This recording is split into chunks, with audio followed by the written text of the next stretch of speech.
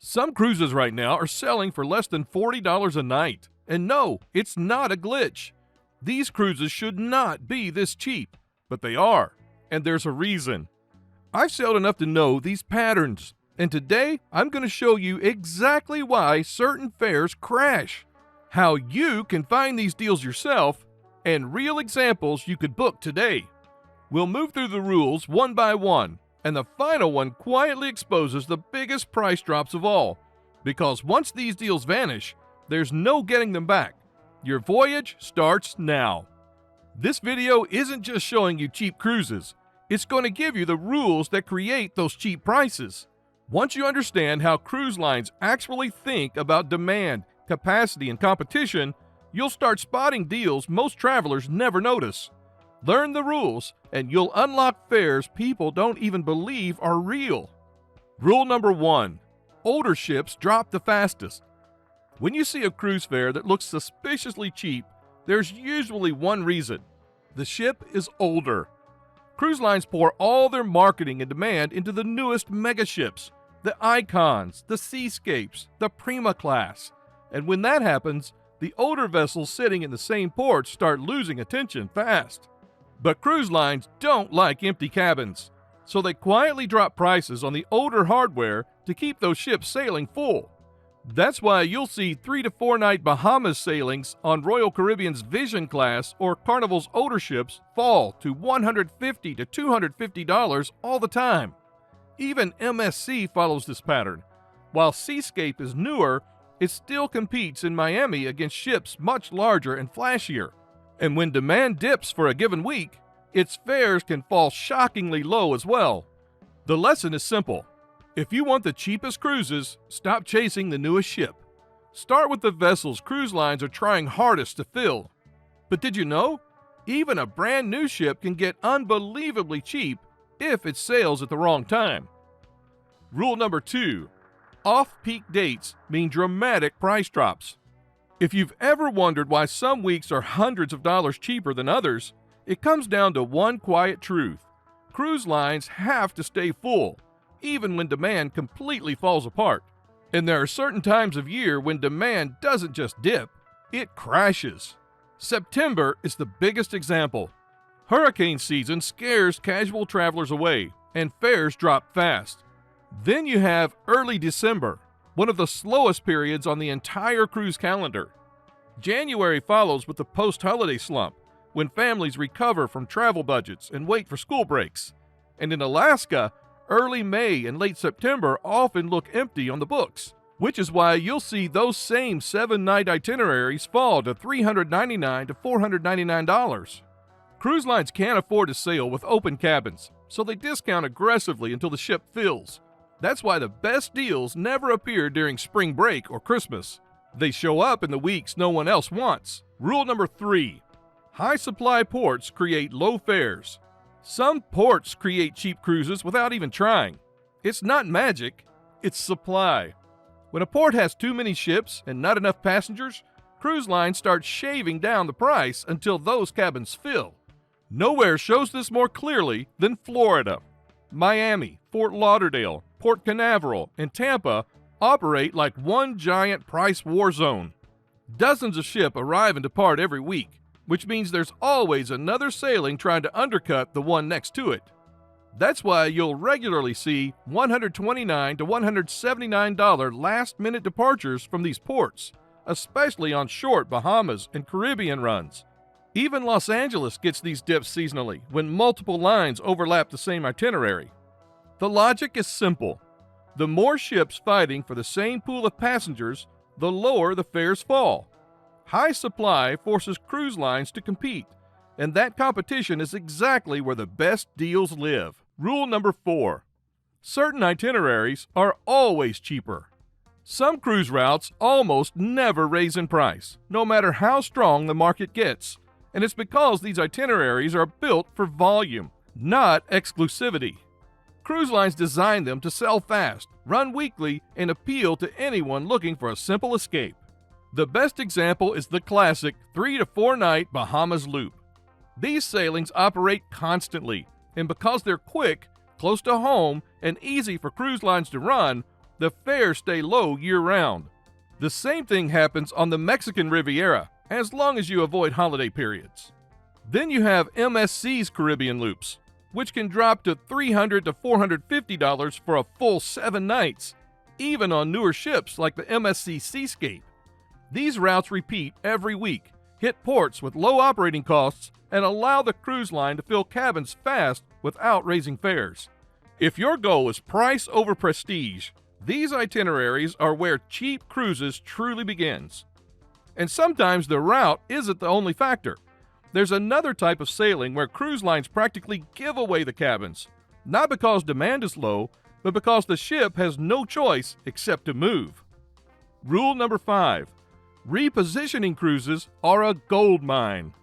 Every year, cruise ships have to migrate from the Caribbean to Europe, from Alaska to Mexico, from summer routes to winter routes. These long one-way journeys are called repositioning cruises, and they create some of the cheapest per-night fares in the entire cruise industry. Why? Because cruise lines must move the ship. The itinerary isn't designed around demand. It's designed around logistics, and when they can't fill every cabin on these longer sailings, the prices slide down fast. That's why you'll often see 10 to 14 night transatlantic or seasonal repositioning sailings for $300 to $600 total. That's less than many travelers spend on a single night in a hotel. These cruises give you long sea days, unusual routes, and a slower pace. Perfect if you have the time and don't mind extra days on the open water. For sheer value, nothing beats them. Rule number 6. Interior cabins create the headline fares. Whenever you see a cruise advertised for a shockingly low price, $249 per person or $40 a night, or from $199, you can assume one thing immediately. That fare is almost always an interior cabin. Cruise lines use interior rooms to create the lowest possible headline price because it gets your attention and fills the ship fast. And the strategy works. Interiors are the easiest cabins to discount, the most plentiful, and the least expensive for the cruise line to operate. That combination allows fares to drop to levels you almost never see in ocean view or balcony categories. It's why the cheapest deals circulating online are nearly always interiors, because that's where cruise lines can afford to slash. The important thing to remember is this: interior doesn't mean low value. If your priority is price, no other cabin category comes close. You get the exact same ship, the same food, the same entertainment for a fraction of the cost. But even with the right cabin, timing still matters, because some of the deepest price cuts don't happen months ahead. They happen when the clock is almost out. Rule number 7. Last-minute clearance drops. Cruise lines hate empty cabins. An empty cabin doesn't just lose money, it also loses every dollar that guest would have spent on board. Drinks, casino play, specialty dining, excursions, all of that disappears the moment a room sails empty. So when a ship is getting close to its departure date and there's still cabins left, cruise lines start dropping prices fast. The sweet spot is usually 30 to 60 days before the sailing.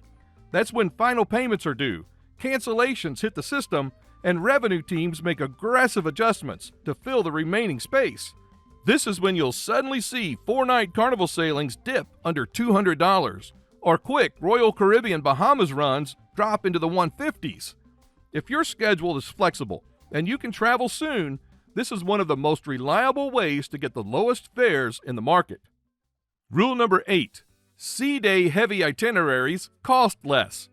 Some itineraries are cheaper for one simple reason: the ship spends more time at sea. Every time a ship stops in port, the cruise line pays docking fees, taxes, and various local charges. But on a sea day, those costs disappear, and the ship makes more money on board instead. Sea days are where guests buy drinks, sit in the casino, book spa treatments, and enjoy specialty dining. Cruise lines love sea days, so when an itinerary is built around them, like a 4 or 5 night Bahamas run with 2 sea days, or certain MSC Caribbean loops with minimal port calls, the fares almost always drop lower. For the traveler, This means you're getting the lowest price on itineraries designed to keep the ship moving and revenue flowing. If you enjoy relaxation, pool time, and long stretches of open water, these routes offer incredible value. Rule number 9. Midweek departures are cheaper than weekends. Most people plan their cruises around weekends. Families want Friday to Monday sailings. Locals look for quick weekend getaways. And because that demand is predictable, weekend departures fill faster and stay more expensive. But look at Tuesday or Wednesday departures, and you'll see a completely different pattern. Fewer families can travel midweek. Fewer locals can take time off. And business travelers aren't sailing at all. That drop in demand pushes fares down, often by $50 to $150 for the exact same itinerary on the exact same ship. This shows up clearly on Bahamas and Caribbean loops. Check a Friday sailing, then compare it to a Tuesday version. The midweek option is almost always cheaper, even when everything else is identical. If your schedule is flexible, this is one of the easiest ways to reduce your fare without giving up anything about the experience. If you're finding these insights helpful, go ahead and like the video and subscribe. It helps this channel reach more cruisers who want to travel smarter. Now let's keep going, because sometimes the port you choose quietly determines how much money stays in your pocket, simply because fewer people are searching for it. Rule number 10. Smaller ports create lower demand. Some departure ports attract millions of travelers. Others barely register on most people's radar. And whenever a port has lower demand, cruise fares almost always fall in response. Like Tampa, Mobile, Galveston, or Baltimore. These ports don't have the massive tourist flow of Miami or Port Canaveral, which means fewer people are actively shopping for those sailings. Cruise lines know this. They keep prices modest to ensure their ships stay full. This is where you'll often see short Caribbean or Gulf itineraries priced lower than their Florida equivalents. These ports may not have as many brand new megaships, but for cheap cruising, they're some of the strongest value plays available. If you live within driving distance of one of these secondary ports, you're sitting on an underrated advantage: access to deals that most travelers never even check for. Rule number 11. Newer ships push older ships down. When a brand new ship arrives in the market, whether it's an Oasis class in Florida or Carnival's Excel class arriving on the West Coast, everything beneath it shifts. Demand moves instantly toward the shiny new option, and the older ship that held that route suddenly becomes less desirable. Cruise lines feel that shift right away. When passengers upgrade to the new ship, the older one has to compensate, and it usually does that with price. This is why you'll see older Royal Caribbean, Carnival, or MSC ships suddenly drop in fare the moment something larger or newer appears nearby. And this isn't a small adjustment. Sometimes fares fall by hundreds of dollars, simply because a market now has a new flagship. For bargain hunters, this pattern is predictable and powerful.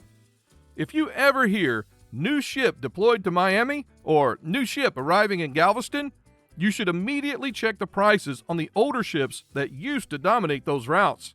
That's where the value appears. Rule number 12.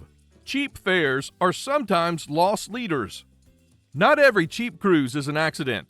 Sometimes the cruise line sets a low fare deliberately because they know they'll earn far more once you're on board. This is called a loss leader. The fare is the bait, and the real revenue comes later. Drinks, shore excursions, spa treatments, casinos, specialty dining, photo packages. These are all high-margin categories. When a cruise line fills the ship, onboard spending skyrockets. That's why you'll see MSC running $350 to $450 week-long Caribbean itineraries, or Carnival pushing $150 to $250 short sailings. They're pricing the cruise low because they expect guests to spend once they sail. This isn't a trick or a scam. It's a strategy. And it's one of the main reasons some fares look impossibly cheap. For travelers who stick to a budget, these loss leader sailings offer massive value. But strategy isn't the only force at work. Sometimes the biggest price drop happens because an entirely new player enters the market and shakes everything around it. Rule number 13. New competitor ships trigger price wars. When a new cruise line enters a region, or when a rival launches a major new ship there, prices can shift almost overnight. Competition pressures cruise lines to match or beat each other's fares, especially on similar itineraries. This happened when Virgin Voyages entered Miami. Carnival, MSC, and Norwegian began adjusting prices to stay competitive. The same thing happened when Icon of the Seas launched. The Caribbean suddenly became a hot zone of fare adjustments. Lines don't want to lose their hold on the market, so they push prices down to attract or retain guests. For travelers, these moments are gold. A new ship doesn't need to be the one you book. The value often appears on the ships surrounding it. Rule number 14. Repeating itineraries stay cheap year-round. Some itineraries repeat every 7 days, all year, without changing ports or timing. When a cruise line runs the same loop 52 times a year, they rely on consistent volume to keep the ship full.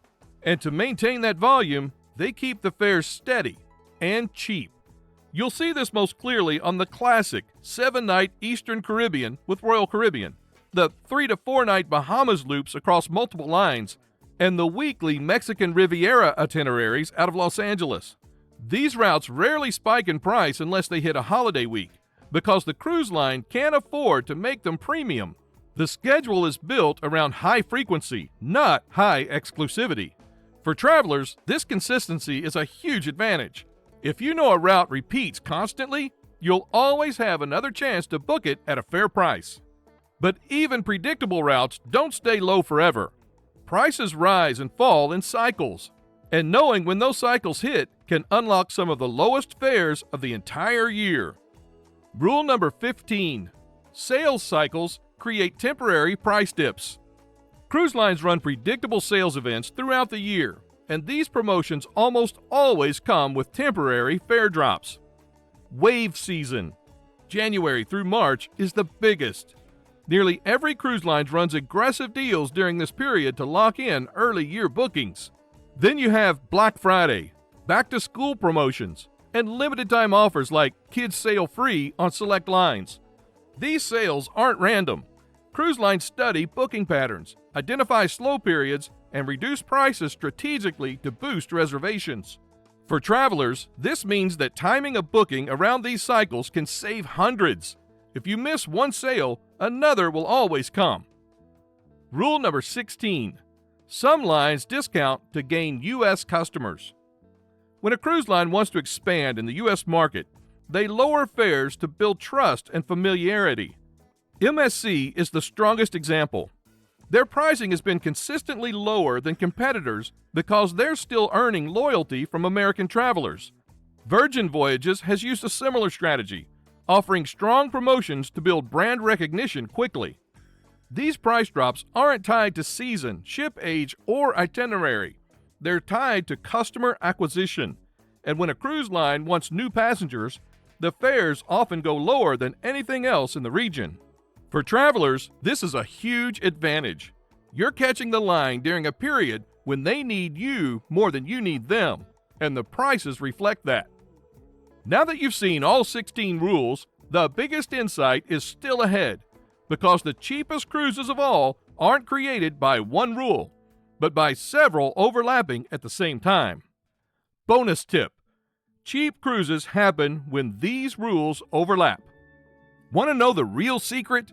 The lowest fares in the entire cruise industry don't come from a single rule.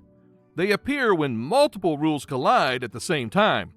That's when you see the $40 a night offers, the shockingly cheap 7-night Caribbean loops, and the "there's no way this is real" repositioning deals people share online. Picture this: an older ship sailing from a high-supply Florida port during an off-peak week with interior cabins still open on a repeating itinerary.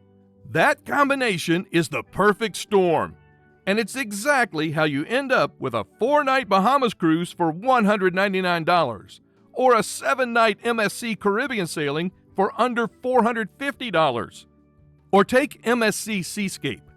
Even though it's newer, put it in a midweek departure in an off-peak month with a competitive market around it, and suddenly the fare collapses. You'll see too good to be true prices that are, in fact, completely explainable once you know the rules. When you stack these patterns intentionally, you stop looking for deals and start predicting them. If this breakdown helped you, feel free to like the video and subscribe so you don't miss the next guide. There's always another way to travel smarter. And when you're ready, watch the next video on your screen. I'm sure you'll enjoy it. Your voyage is just beginning.